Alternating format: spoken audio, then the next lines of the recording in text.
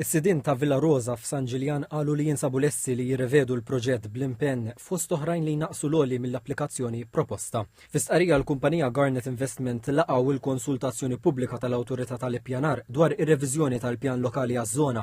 Fissru l-proċess bħala pass importanti biex jibilanċaw il-pjani ta' żvilupp tagħhom mal-ħtiġijiet tal-komunità u l-għanijiet tal-gvern li jippromovi turizmu ta' kwalità, jespandi l-ispazji miftuħa u jħares l-ambjent. Qalu li jinsabu lesti li jirrevedu l-proġett bl-impenn li jistabbilixxu l-għolji tal-bini biex jiżguraw li ma ssir ebda applikazzjoni għal aktar solari u jżommu l-gross floor area fiħdan dak li hu permess għaż-żona ta' Villa Rosa taħt il-policies attwali.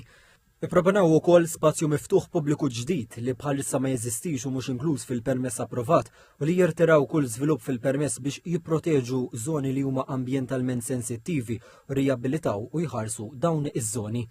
Il-kumpanija żiedet tgħid li b'konsultazzjoni ma' entitajiet ambjentali se jħawlu siġar indiġeni u se jattiraw ditti ta' lukandi lussużi internazzjonali biex jiddiversifikaw u jattiraw turiżmu ta' kwalità ogħla lejn il-pajjiż.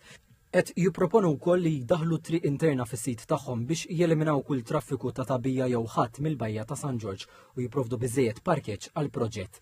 Wedu wkoll li se jinvestu fl-infrastruttura meħtieġa biex jevitaw li titqiegħed pressjoni addizzjonali fuq is-sistemi eżistenti.